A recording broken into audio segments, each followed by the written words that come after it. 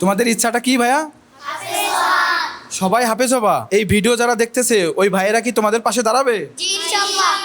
দাঁড়ালে ভালো হয় না? আমরা চলে আসছি এই নূর মোহাম্মদকে ভর্তি করানোর জন্য। আজকের থেকে কি হুজুর ও ক্লাস করতে পারবে? জি ইনশাআল্লাহ ক্লাস করতে পারবে। আচ্ছা, এখানে হচ্ছে যে বাচ্চাগুলোকে দেখতেছেন, এই বাচ্চাগুলোকে নিজের সন্তানের মতন মানুষ করে এই মাদ্রাসার যারা কর্তৃপক্ষ আছে। তো এই হুজুরদের প্রশংসা না করলেই নয়। এখানে এমনও বাচ্চা আছে যে একজন মানবিক ভাই সে ওই বাচ্চাটার দায়িত্ব নিচ্ছে। তো এরকম আছে না হুজুর? জি। তো আপাতত যেরকম আমরা ওর দায়িত্ব নিচ্ছি, ভর্তি করাইছি, ভবিষ্যতে যদি আরো কোনোভাবে পাশে দাঁড়াতে হয় তাও দাঁড়াবো। এখন আমার কথা হচ্ছে হুজুর, আমার এই ভিডিওর মাধ্যমে এদের পাশে আরো কিভাবে দাঁড়ানো যায় বা কি করলে ভালো হয় বলেন তো? যেমন ভাই আপনি আমাদের প্রতিষ্ঠানে এসে সব মানবিক সহযোগিতা করতেছেন, এরকম ভাবে আপনারা যদি সবাই যারা ভিডিও দেখতেছে সবাই যদি এসে দাঁড়ায় তাহলে আমাদের সবচেয়ে ভালো। তোমাদের ইচ্ছাটা কি ভাইয়া?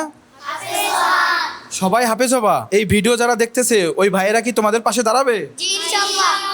আচ্ছা দেখেন, এই বাচ্চাগুলো হাফেজ হতে চায়, তাহলে কেন এই বাচ্চাদের পাশে দাঁড়াবেন না? নূর মোহাম্মদ আলীকে হাফেজ বানানোর জন্য ওর পাশে দাঁড়িয়েছি। এরকম ভাবে আপনারা যে মানবিক মানুষগুলো আছেন তারা সবাই কোনো না কোনো একটা বাচ্চার পাশে দাঁড়ান, এটাই আমার থাকবে রিকোয়েস্ট। এবং এই ভিডিও যারা দেখতেছেন তারা এই ভিডিওগুলো প্রচুর পরিমাণ শেয়ার করে দিবেন, যাতে করে এই ধরনের মানবিক কাজ আমরা আরো বেশি করে করতে পারি।